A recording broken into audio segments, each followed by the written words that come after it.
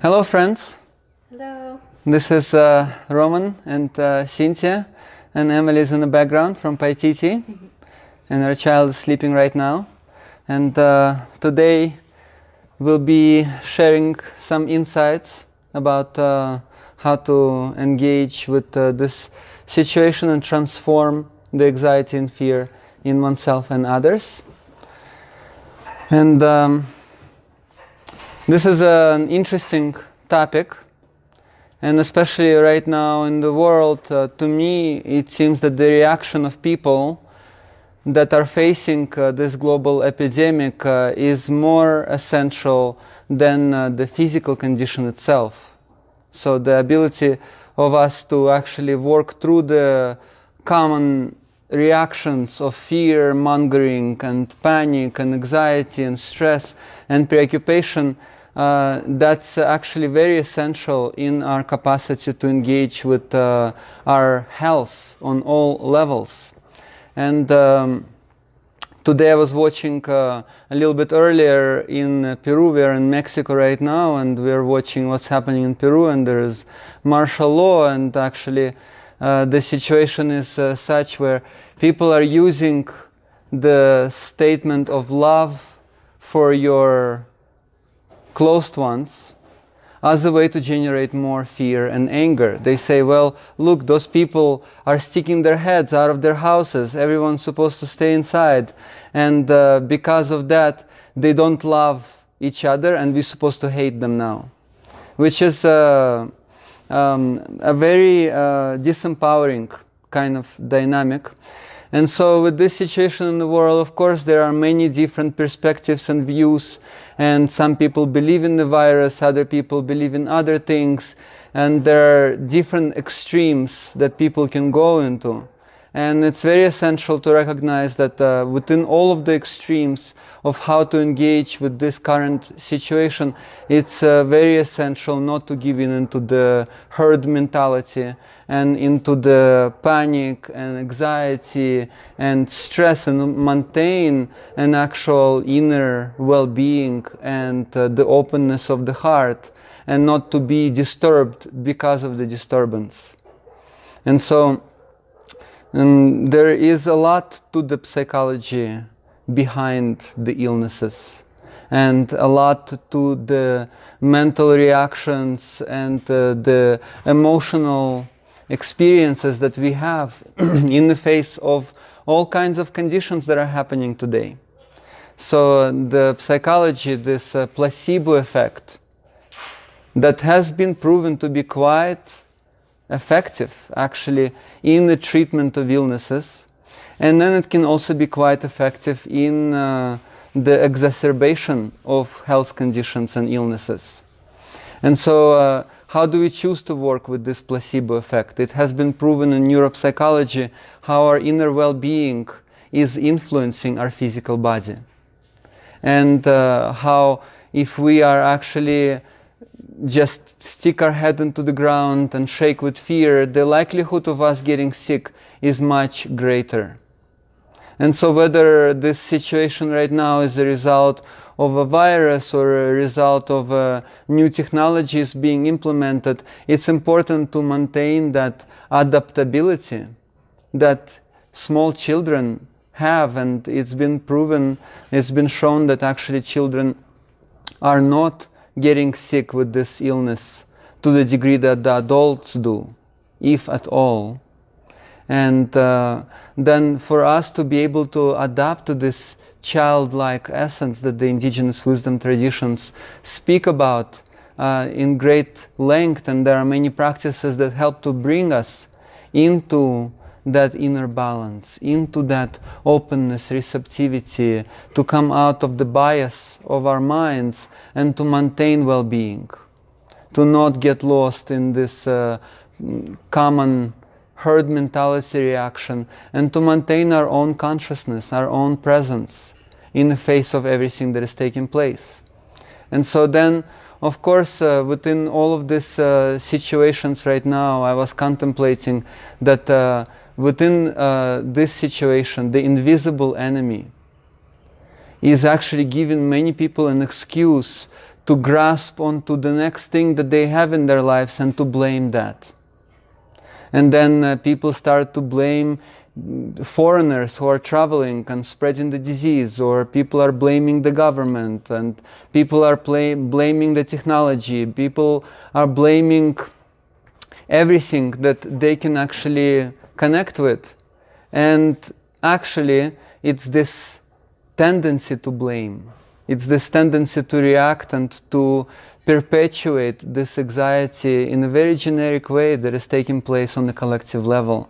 So to me personally, it's very fascinating to see how this psychological illness works. The reaction of people, to me, is more important than the illness, because it's this widespread panic and this franticness that people in the world are experiencing is actually more damaging, from what I see, than the illness itself.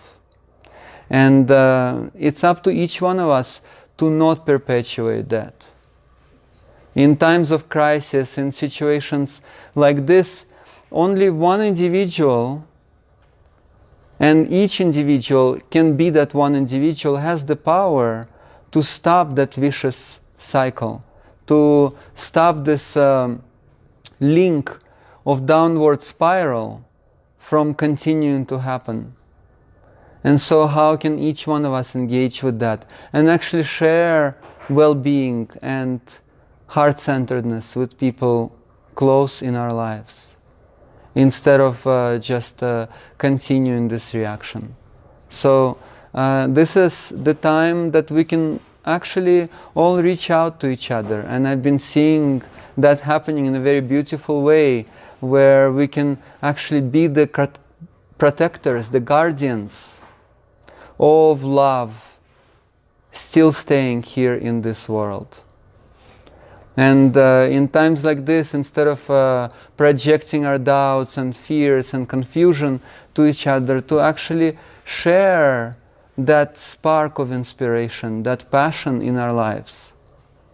And so that's also been so beautiful to witness people do that across distances, and people reaching out and sharing that inspiration. And it's been really beautiful to connect with people within our global community and do the practices and the breath work and the qigong, and to have the talks where we can actually have that heart connection. No matter what, we can maintain that and support each other through everything. And love can be that power that actually stops the epidemic of fear and anxiety. And then it can be also that individual practice within each of our lives.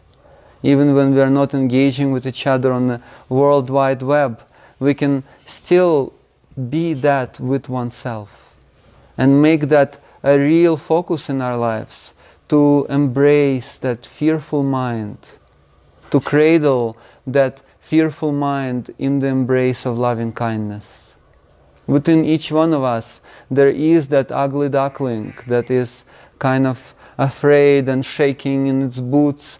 And then there's also that unconditional love of the mother. And then it's this mind that we can really bring into the embrace of the heart. And then learn how to maintain that throughout our lives. And on a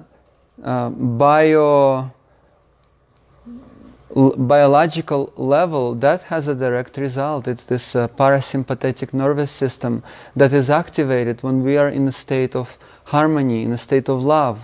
And when there is this franticness and anxiety and worry and the shortness of breath that happens on a very superficial lung level, then the body is much more prone to illness.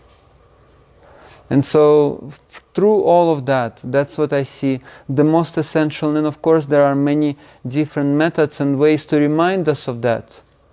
Breath is a very powerful one, to keep returning into this deep, slow breath, and to see how that regulates our vagal system, how that calms us down and brings us back into presence, into centeredness.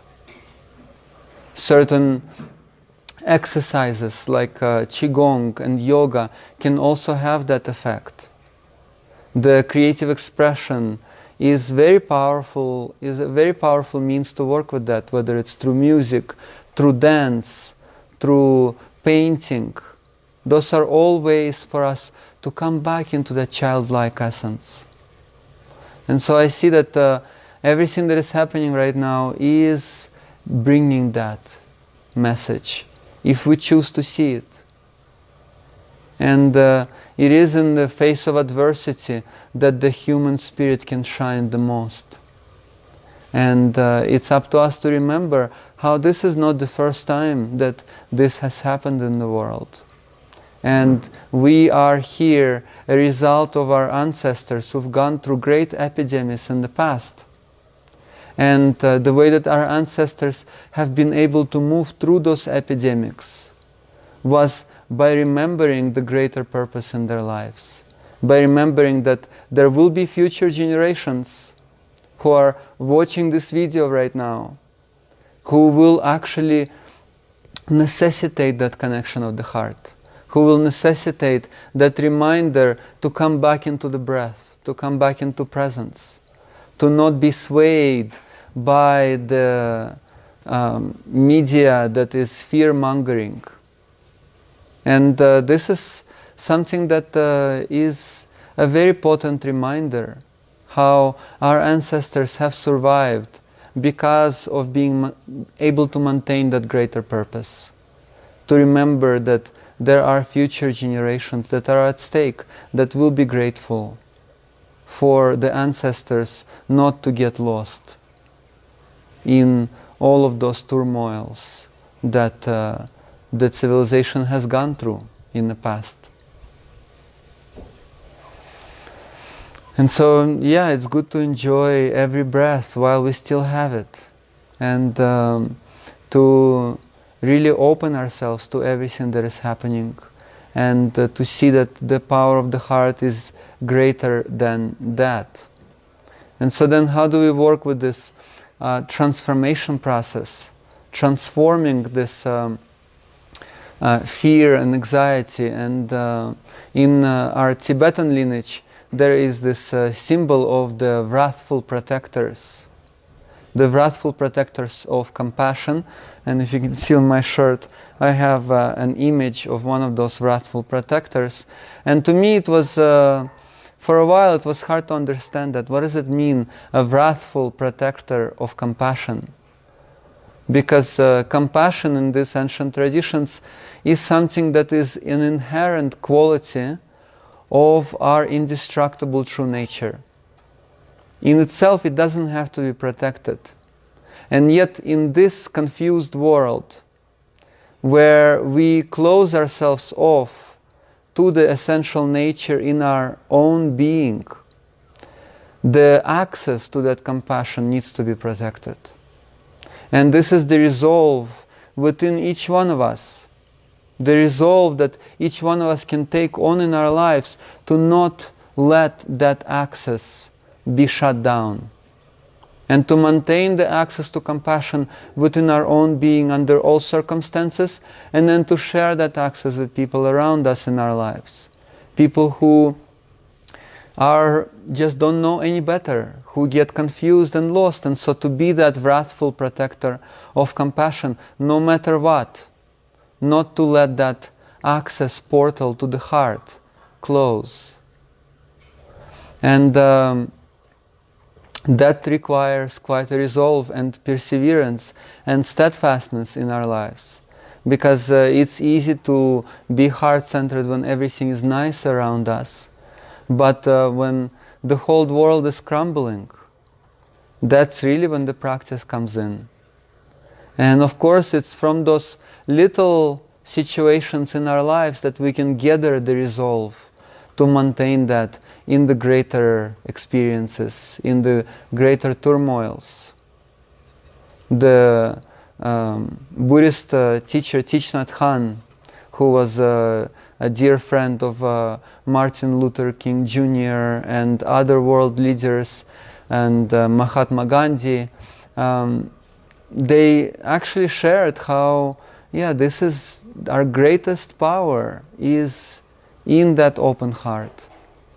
And in the situations where everyone are panicking, and Thich Nhat Hanh was sharing how when there was that situation in Vietnam, and people were panicking and running for their lives, and all it took was just one individual who did not panic to be that pillar of stability and support for others to relate to, and then not to get lost in that panic, and in that way not to lose their lives. Because no one can really harm us, including the illnesses and diseases.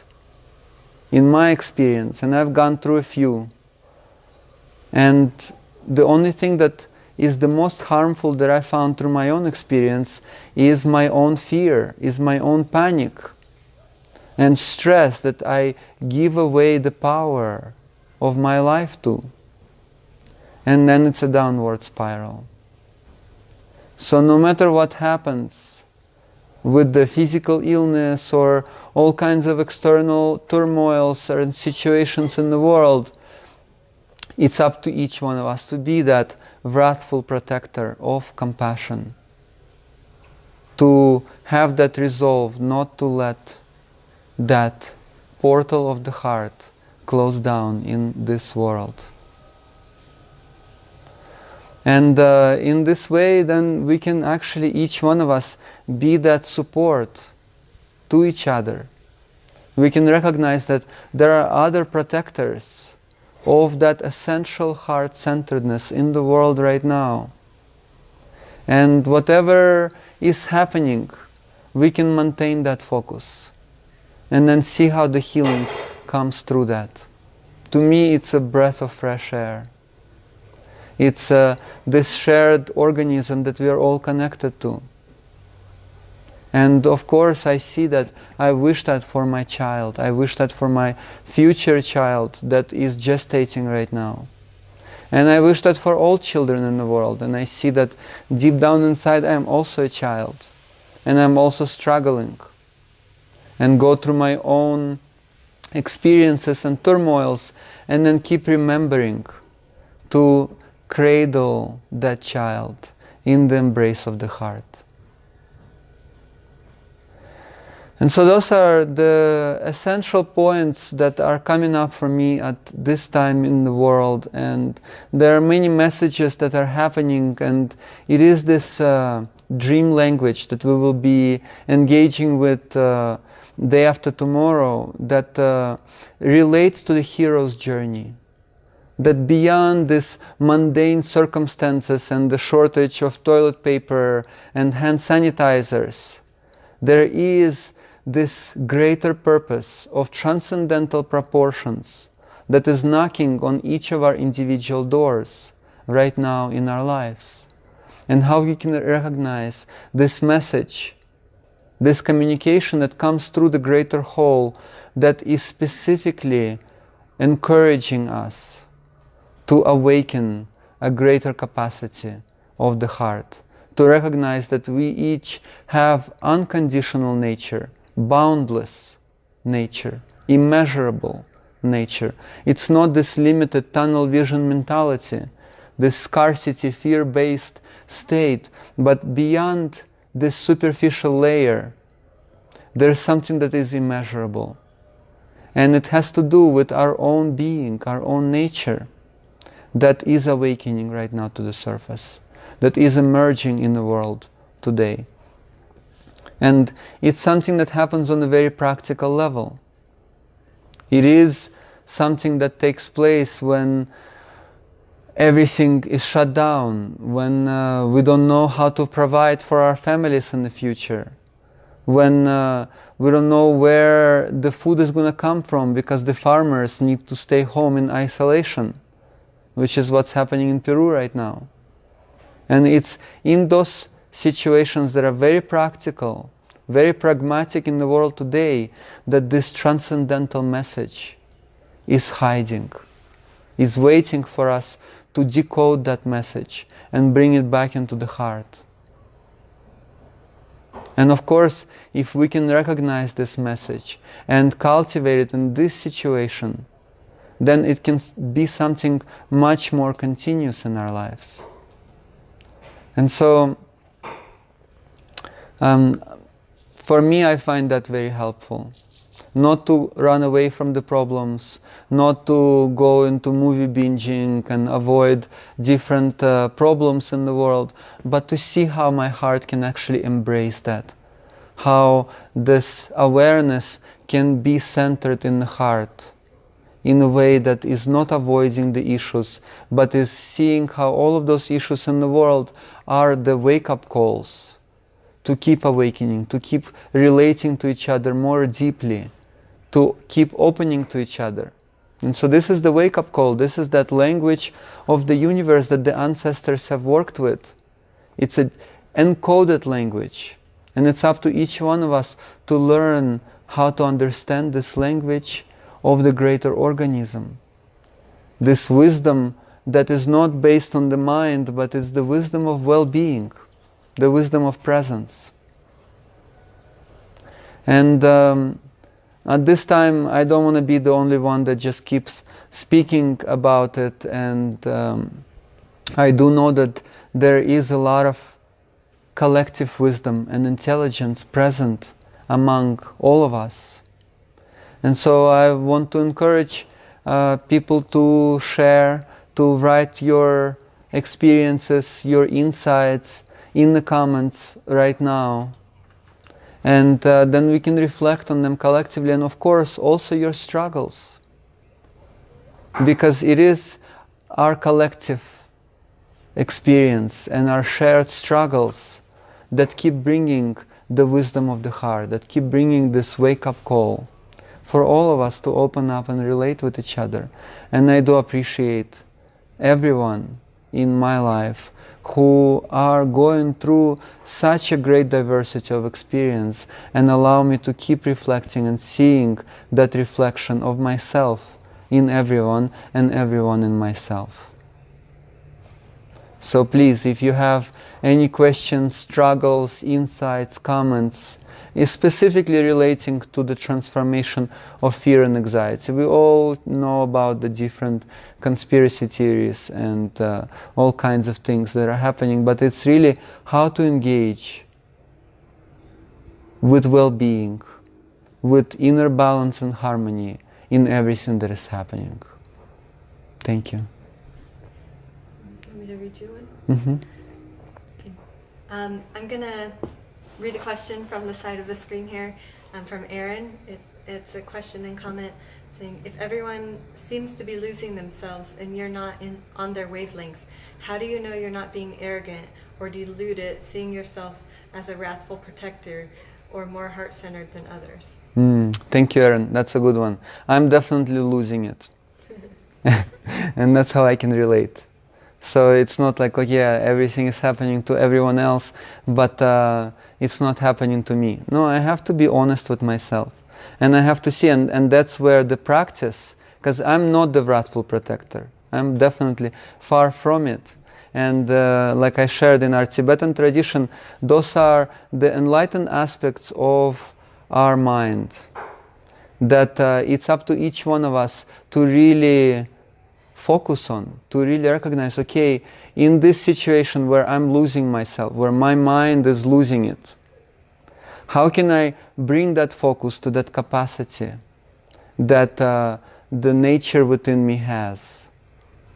My mind keeps distracting me and keeps carrying me off, but it's up to me to recognize how easily I forget, how easily I get carried off. And because of that, because I can recognize that, then I have a greater resolve and motivation to practice and to engage in relatedness, to see that others are losing it too. And so I can take an extra breath because of that.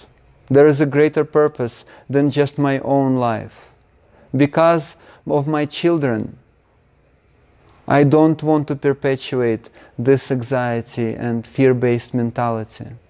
And so I can have a greater resolve to maintain the focus of the mind, to maintain that inner practice, and not to just run off and get lost in this dynamic that my mind very much wants to do. And so then I see, because I see that, then I have the motivation to actually practice and to see that there are specific reminders that the ancestors have left us. There are different ways that I can also learn from my own life, the creative processes. Okay, maybe I can bring that shadow into the light together in a painting, or through music, or through anything creative in my life. I can engage with my child and see how my child gets frantic so easily, just like me at times. And then that gives me motivation to be more present with the child when my child is screaming, my physical child. And then that gives me motivation to also tend to the inner child that wants to scream and run off.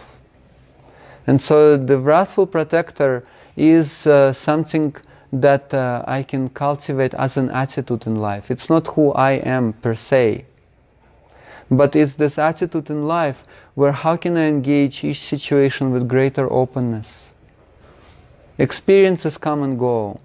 I can have an experience of being someone and that will go, but how can I engage with every changing moment? And that is very meaningful in my own experience at this time. Thank you, Aaron. This one it's more a comment, but I think that it would be useful to address. Thank you. I feel most calm and clear in crisis when others are struggling. When the pandemic hit, I felt I could be of service and had something to offer. The problem is that no one seems to want my gifts. Not being able to flow my gifts is the primary cause of me being ill.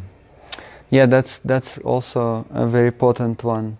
That's a really good question and reflection. And this reminds me of a Zen story when this is a story from the Shaolin monastery. When a student asked the teacher at a certain point, he said, "Hey, tell me, why do we have to learn all of those martial arts? And at the same time, the main teaching is non-violence. And the whole time we are learning about martial arts, but we never actually fight anyone. And we are working in the garden all day long." And the teacher looked at them and said, he said, "It's better to be a warrior in the garden than a gardener in war." And so, yeah, of course, situations of crisis do have the potential to really activate that resolve and inner capacity, and sometimes the worst is when nothing is happening, when it's just the routine, mundane life, and to really recognize the hero's journey in that situation, to me also it's very challenging. And that's why this language, this dream language that I mentioned about, that we will be engaging in day after tomorrow more deeply, where it's in the midst of the most mundane situations, in the grocery store, or in front of the computer, or just dealing with certain habitual patterns of behavior, to recognize the hero's journey in the most mundane, boring situations is actually the most profound practice in my life. And then when I can engage with it in those situations, then when the difficulty come, when the crisis come, I can also maintain that presence and calmness and not get lost in whatever Messiah syndrome, or think that suddenly, yeah, I'm here to save everyone. No, I'm just as lost as everyone else. And that gives me the motivation to relate and to find the clarity and to find a deeper perspective And that's how my teachers taught me. If you are confused, the way to resolve confusion, at least you have to be clear with yourself about being confused. And then to see how, if your whole purpose of life is to help others, then are you doing that to avoid yourself? To avoid facing yourself? Because then that actually is missing the point. And so to share something not because of I want to help others and they don't recognize me and I just want to be acknowledged, but because I find that meaningful for myself. And I will keep sharing that through being. Whether this is something that is acknowledged or not, I find that helpful for myself. And then because of that I can relate and I can also honor what others find helpful for themselves. And I can honor that inherent wisdom and see how it takes all of us. And in the healing traditions that we work with, and I am engaged in the healing arts, and this is the calling of my life, I've learned that the best way, the most meaningful way that I can truly benefit others is by opening myself to their own wisdom, to the benefit that each individual is channeling through their own being. And the more that I can recognize that inherent wisdom in everyone, the more I can benefit everyone. But if I think that I'm better than others, then it's that same vicious cycle. I constantly find myself in miserable company, and that's not a very fun way to live my life. But if I see how great everyone are, how actually everyone have this inherent wisdom, everyone have their own piece of the puzzle to share, how can we all engage together in this way? And in this way then I can share my own piece of the puzzle and honor everyone else's. So thank you, that's also very meaningful in this process.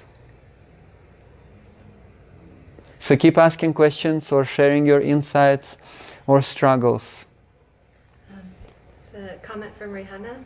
Mm-hmm. It says, I'm finding this time is an immense opportunity to remove the veils of perception. With so much movement on multiple levels happening, the choice seems to be either to get lost in the chaos or face and really be with what's surfacing from within. I have levels of buried trauma coming up with more clarity than before. I find my mind and heart rearranging on a regular basis. We all need to keep remembering that there's a greater orchestration going on that's transforming everything. I keep choosing this. I fall, then I remember. Beautiful. Thank you, Rihanna. That's also, I find that there is a lot of wisdom in this, how to balance between this external adversity and the turmoil of the collective, and also maintain the grounding, maintain the anchor within one's own being and process. And to me that's also a continuous dance. I have to balance on the edge of a knife, so to speak. And I find that it takes this continuous recognition, okay, what am I ready for in terms of fully facing the collective fear or the collective suffering? And then how can I be prepared for that? Because I can talk about how to be open to everything, but when the push comes to shove, and there's so much anxiety that I'm opening myself up and I'm not prepared for that, then no matter how much I would like to, I will get swept away by it. And so to actually have this inner nest that I can return into, that I can keep nurturing this seed of the heart to come out of this vulnerable place and to become that wish-fulfilling tree that is steadily rooted in unconditional love. It takes practice. And I have to be realistic with myself in that term. Yeah, all of this can bring up some deep traumas on individual and collective levels. And then This is the practice in our Amazonian indigenous living wisdom traditions that relate to relatedness, and it's called the anchor practice. Okay, I have to first learn how to anchor in well-being, and then start challenging that well-being in increasingly more difficult situations. In these traditions, it's considered that we are all meant to be happy just like birds fly in the sky. And the only thing that prevents us from that is our own forgetfulness.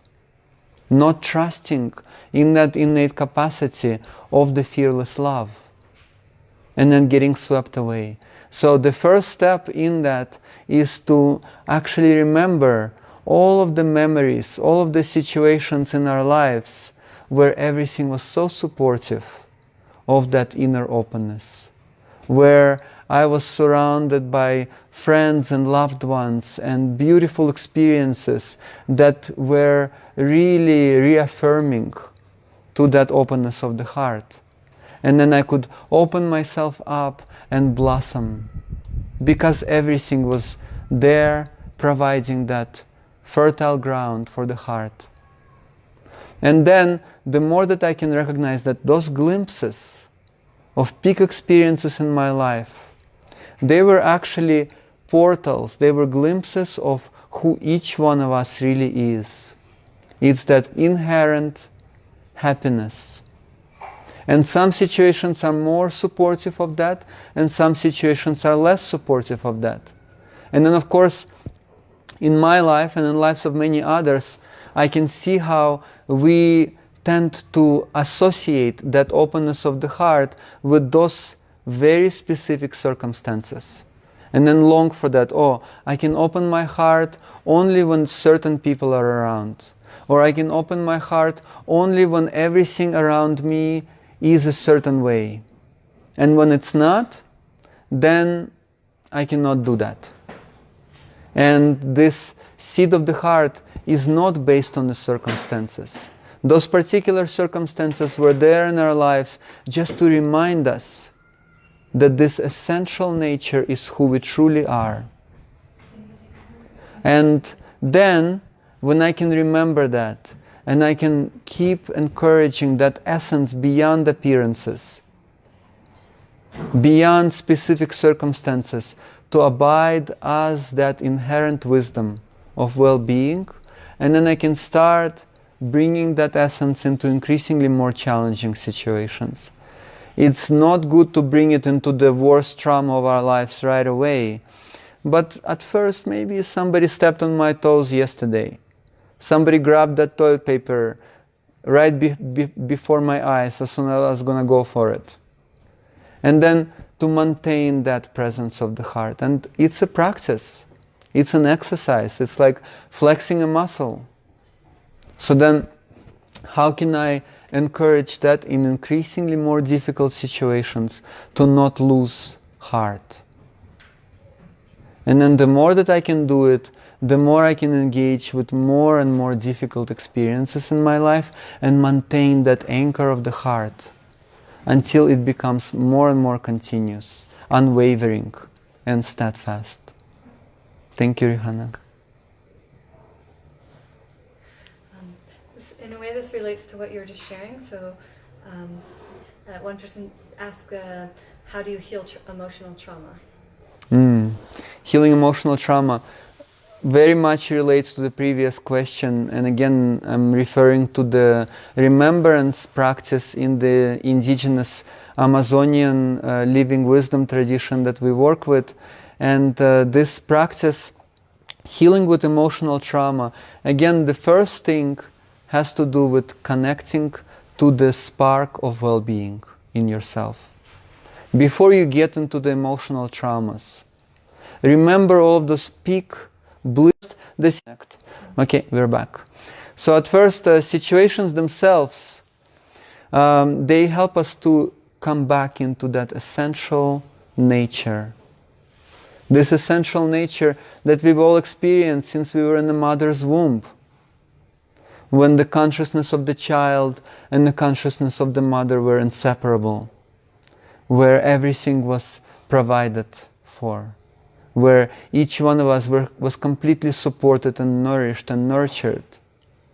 And then we experienced other situations in our lives where there was that nurturing container for us to fully open and be that innocent, joyful, passionate self. And so the more that you can remember that, the more that you can anchor in that state of being beyond appearances, beyond circumstances, beyond specific situations. But the specific situations initially, they are helpful to remember that state on the level of being. And then bringing that into gradually more challenging situations. Again, not recommended to do it with the worst trauma of our lives right away, but eventually, in order to heal the trauma, in these traditions, one has to go. One has to prepare oneself enough and then go into the worst trauma of one's life while being able to maintain that anchor of well-being, of the open, tender heart, and trust in the power of the heart to actually embrace you through the tremendous pains that you have gone through. And this also brings us back into the mother's womb and how all of these ancient traditions, whether it's the Amazonian or Indian or the Northern Native American tradition, they have specific practices that teach us how to come back into the dark womb of creation and remember the unconditional love that carries us through the dark night of our soul so that we can be born from it in our highest essence and potential, and carry that in our lives, and provide that unconditional love for those dear to us in our lives. So these are the basic approaches that the indigenous traditions take, and it takes training and practice and perseverance to learn how to maintain that in increasingly more difficult circumstances. And so then re-experiencing the original trauma. And I have to say, even in the mother's womb, we literally have to grow limbs, which can be very painful.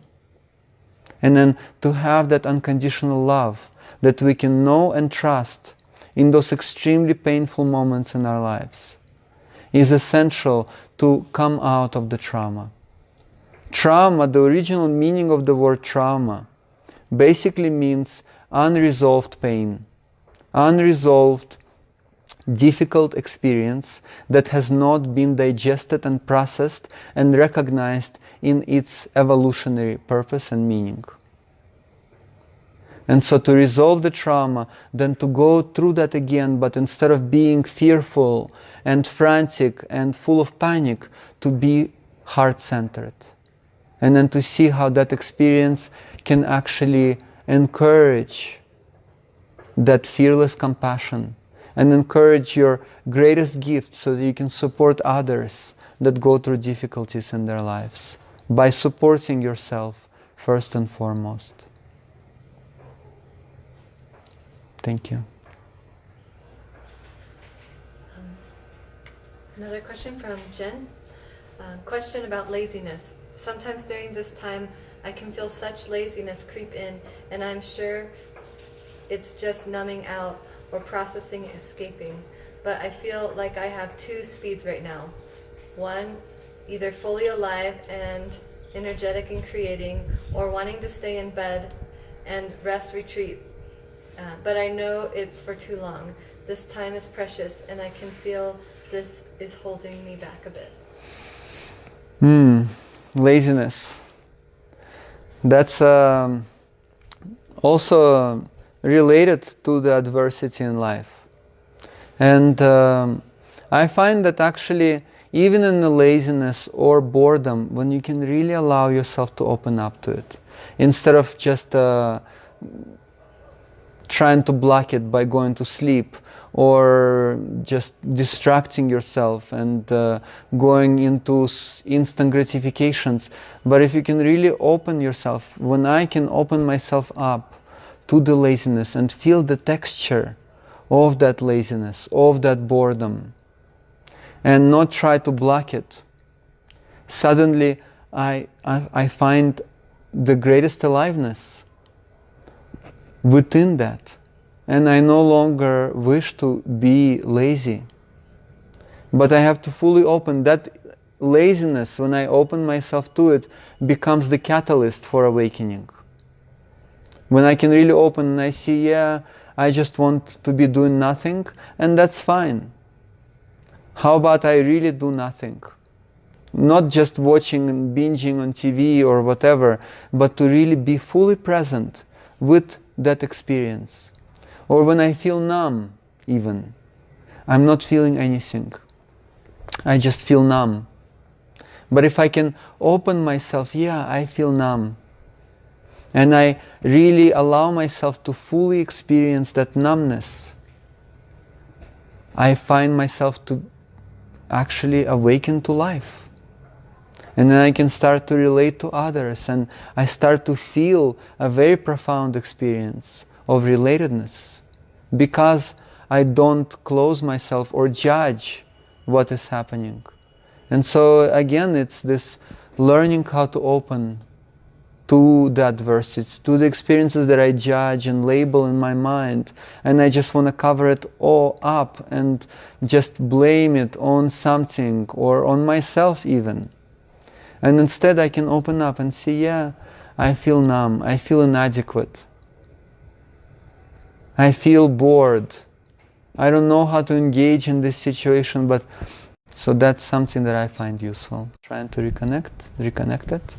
I think we have time for one more. Okay, one more question. It says, I'm struggling with not being able to go and lay or even step on the bare earth with the stay-at-home orders, parking lots of parks closing. I live in a very urban environment, and even the little bits of earth surrounding has been sprayed with Roundup. I feel like a wild animal who has lost her habitat. How can I overcome this? Yeah, that's a big one, and also a lot of people are experiencing that right now. And also for us, we are here in Mexico, and just so it happened that destiny has brought us to be stuck in a more natural environment, and at the same time we do spend a lot of time inside, because here in Mexico there is no quarantine, and we want to take care of our child and make them safe, and so we do stay in voluntary quarantine here. And what helps me to remember is that nature is who we are. Yeah, there is nature outside of us that reminds us of that nature inside, but nature is who we are. Our organism is nature. And during our breathwork sessions that we do with our community online, and Qigong sessions, actually I do encourage everyone to be barefoot. And even if you're on a carpet in your house or on a cement floor, but to be barefoot, to actually open your feet to that bioelectromagnetic frequency, then I find that that's still just when I jump, when I stomp the ground, that helps to connect to the earth. The bioelectromagnetic frequency of the earth is quite strong, and we can feel it through gravity. Even if you are on a 100-floor, skyscraper building, you still experience gravity. So the frequency of the earth is still present. We are all connected to it. And it is up to each one of us to keep activating that essential nature. And for me, I find that very helpful through the living wisdom traditions we work with, to work with the breath, to work with these specific practices and exercises. And maybe we can do a little bit of that to complete the session today. I can do a very simple Qigong movement that helps to really awaken that inner nature and bring us back into it through the creative process. Just to come back into that childlike nature, and suddenly this connection with nature inside becomes vibrant. And then we can experience, you can close your eyes and experience this connection, that doesn't matter where we are, we cannot be imprisoned. Our spirit can never be imprisoned. It's boundless, it's immeasurable, it's unlimited. Do you want to share our schedule before you go? So Cynthia wants to share our schedule for the next week. So we've been inspired to share what's useful for us in these times. And many people in our community have been finding these practices very beneficial. And before I do the awakening of the inner nature movement, very simple movement, to complete our session, Cynthia will share our schedule for this coming week. And again, we share only what we find beneficial through our own direct experience. And that's what my teachers taught me. Never just share something that you read about or somebody told you that is good. No, only what you experience directly as the most beneficial, and then it can be beneficial to others. Thank you, everyone. So Cynthia will share. Hi, everyone. It's been great to see you in the comments and Engagement. Yeah, really great comments and questions. I just wanted to share really quick, we've been expanding our offerings because we've been getting a lot of feedback that it's been really helping, and especially relating to in what Roman was just sharing, in this time when we're inside and in a lot of ways may feel separated and trapped. And we've been amazed how connected we feel and how freeing and potent the practices have been through the virtual channels. And so we have a number of programs coming up. There's a music circle on Saturday, or actually I skipped one. The Friday, tomorrow, we have a breathwork session, and we've been doing series. This is just a session, so if you haven't done a series with us, we'll send an intro talk to listen to first. So sign up soon so you can watch the intro talk, because without the talk, the practice itself is not so effective or meaningful. There has to be that context. Or if you want to do a whole series, we have one coming up, a 4-day series, April 22nd through 25th. And then we have this weekend, starting Saturday, we have it's Evolutionary of Language of Life, Dreamwork and Sacred Geometry, as real life blueprints for individual and collective transformation. And that's Saturday through Tuesday. Then we have Saturday night, we have a song circle. And then following the Dreamwork and Sacred Geometry, we have a Qigong series from Friday, April 17th to Monday, April 20th. And it's Qigong, an Indian art of being, and it's the Qigong that is based on the Taoist alchemy of immortality. Yeah. And I put a link already in the comments where you can find more information. And so yeah, we'd love to have all of you join us. Any of you who are inspired, everything is optional, donation based, so it's accessible. Okay, wonderful. So let's do a little breathwork practice. Whoops. Here we are. I mean, little Qigong. This comes from Qigong. And it's a very basic movement. So having the hands in this position, you curl them up in this way, and then inhale, draw the energy through you. Inhale at the same time, and then as you bring them up, you turn the hands outward and expand that energy outward. So this helps to expand our individual electrobiomagnetic frequency power field and reconnect to a natural state. So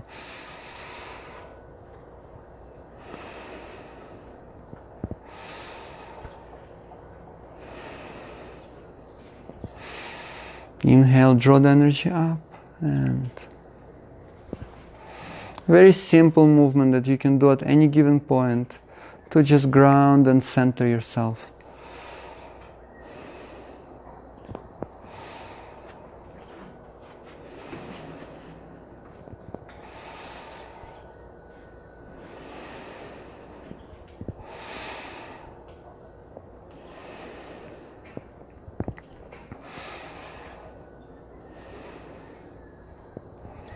Keep opening the heart, learning how to be the fierce protectors of the fearless love to be accessed in this world. Thank you for reminding myself, and I'm grateful to share my own reminders. It's through this relatedness that this can happen.